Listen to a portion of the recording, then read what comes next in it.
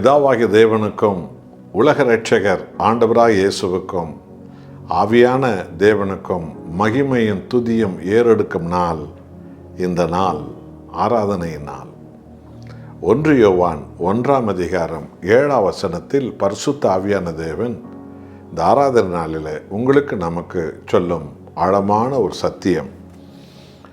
1 யோவான் 1:7 அவர் ஒளியில் இருக்கிறது போல் நாமும் ஒளியில் நடந்தால் ஒருவரோடு ஒருவர் ஐக்கியப்பட்டிருப்போம். அவருடைய குமாரனாகிய இயேசு கிறிஸ்துவனுடைய ரத்தம் சகல பாவங்களை நீக்கி நம்மை சுத்திகரிக்கும். அல்லேலூயா. என் அன்பானவர்களே, ஆண்டவராக இயேசு கிறிஸ்து ரத்தம் சகல பாவங்களை நீக்கி விடுகிறது.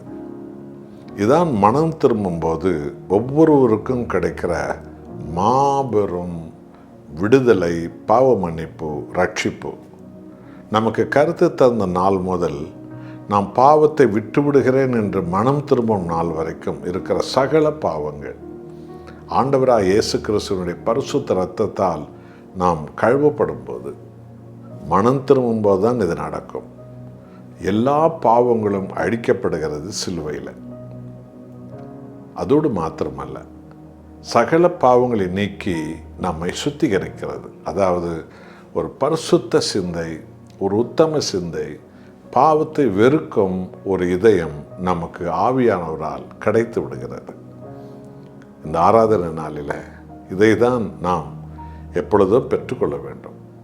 அவர் ஒளியில் இருக்கிறது போல் நாமும் ஒளியில் நடந்தால்.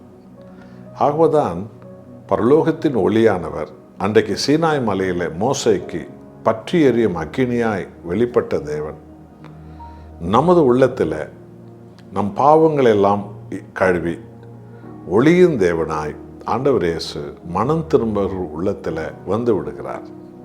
நாம் ஒளியில் நடக்கிறோம். அப்பொழுது குடும்ப வாழ்க்கையில் ஒரு அன்பின் ஐக்கியம், சகோதர உறவுகள் அன்பின் ஐக்கியம், சமுதாயத்தில் ஒரு அன்பின் ஐக்கியம், சபையில் ஒரு அன்பின் ஐக்கியம், எங்கேயுமே ஒரு அன்பின் ஐக்கியத்தில் ரட்சிக்கப்பட்ட மக்கள், மனம் திரும்பிய மக்கள் அன்பின் ஐக்கியத்தை தான் என்றைக்கும் விரும்புவார்கள். அன்பானவர்களே, பாவம் கழுவப்படும் போது எல்லாரோடு நீங்கள் அன்பாய் சமாதானமாக இருப்பீர்கள். பழிக்கு பழி வாங்குவது, பொய்க்கு பொய் பேசுவது, ஒருவர் ஆத்திரத்தை விதைப்பது எல்லாம் செத்து போகும் சிலுவையில்.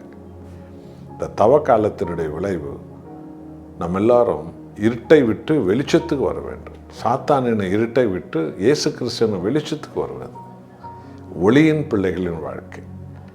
பாவத்தை விட்டு மனம் திரும்பிய உத்தம பரிசுத்த வாழ்க்கைக்கு வருவது.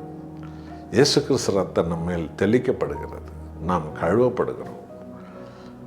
நாம் உத்தம நீதியாய் பரிசுத்த சந்ததியாய் மாற்றப்படுகிறோம். இது தேவனால தான் ஆகிறது. இதுதான் தவக்காலம்.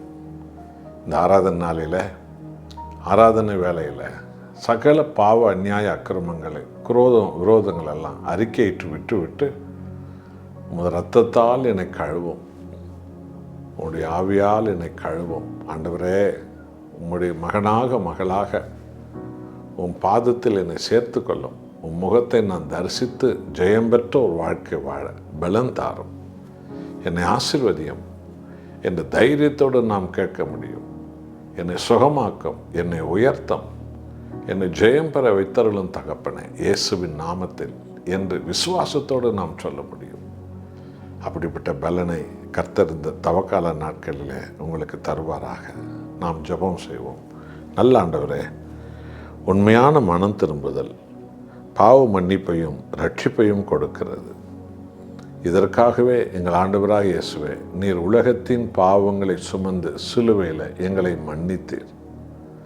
அந்த மன்னிப்பை மனம் திரும்புகிற ஒவ்வொருவரும் பெற்றுக்கொள்கிறார்கள். ஆசீர்வதியும். இயேசு நாமத்தில் பிதாவே, ஆமென்.